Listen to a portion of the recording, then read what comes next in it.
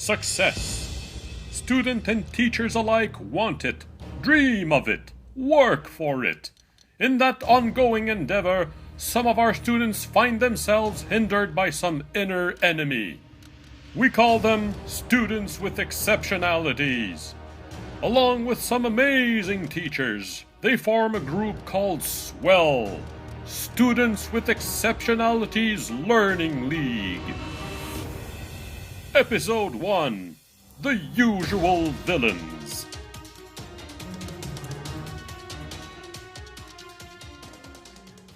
In the last few years, the population of students with exceptionalities seems to have grown exponentially.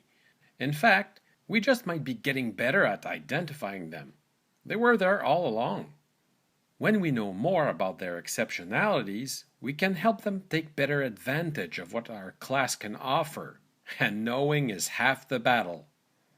The presence of students with exceptionalities usually brings up doubts ranging from the nitty-gritty stuff all the way to the big paradigm-shifting questions. Why are they here? What are we to do with them? Could they have received adequate services earlier? Do they have the necessary skills to take my class? Special Agent, please put on your SWE glasses for further information. Special Agent's identity confirmed. Please look at Student 1 to get intel on his nemesis.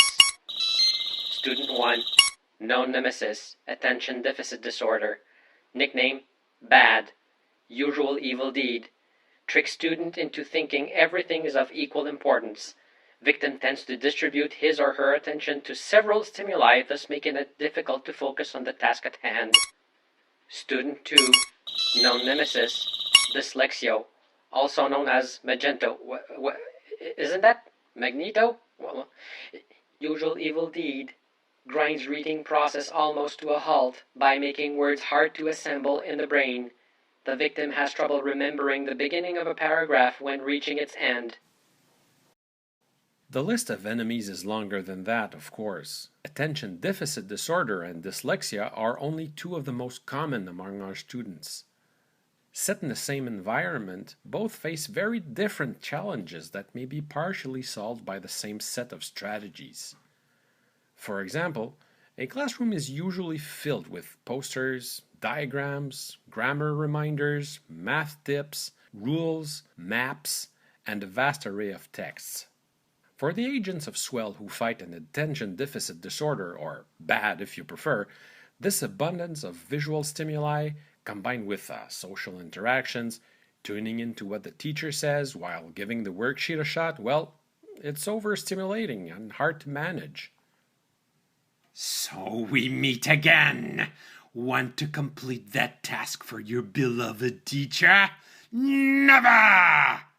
Why don't you instead text your mom, check if your keys are missing, look out the window, read the first question, write your name, take a sip of coffee, listen to the chatter back there, tell your classmate to write his name on his own sheet.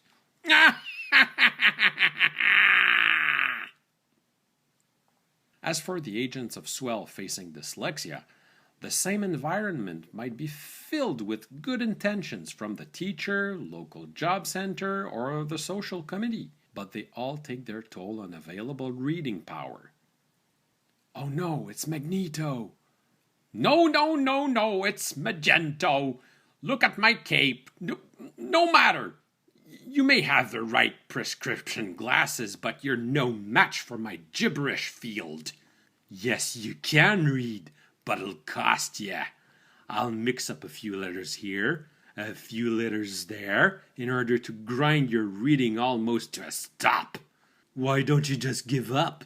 You know that you'll get lost somewhere in that text.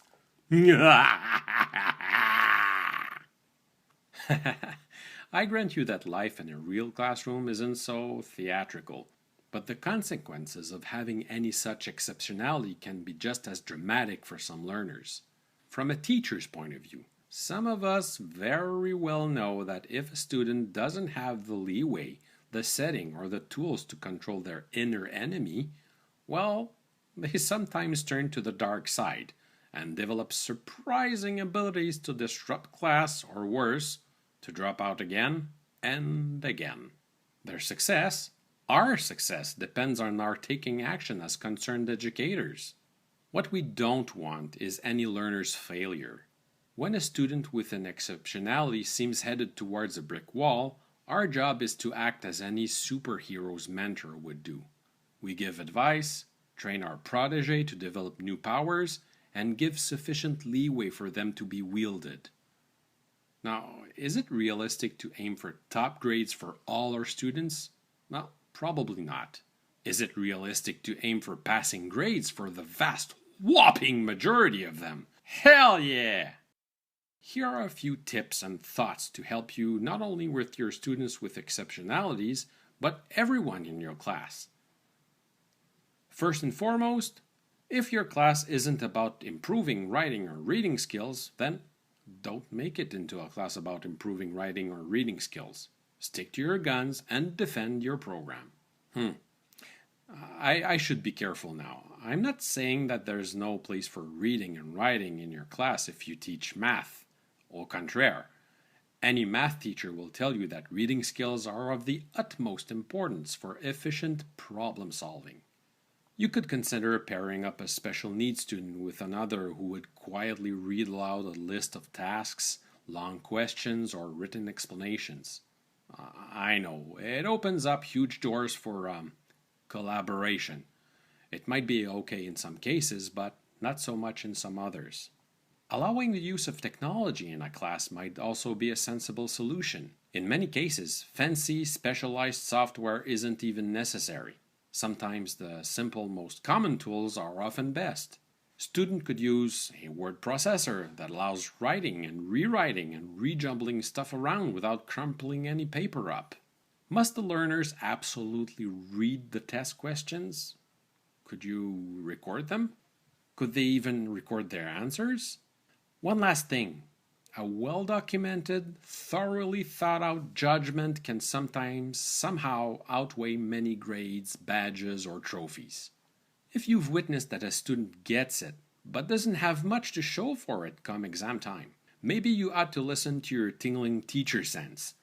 Perhaps the standardized test is not the most accurate measuring tool for your learner's competency.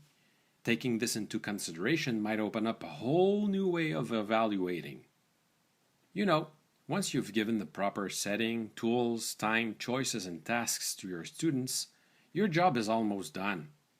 It's up to all of your students to mend the gap between what they can do and what is expected of them.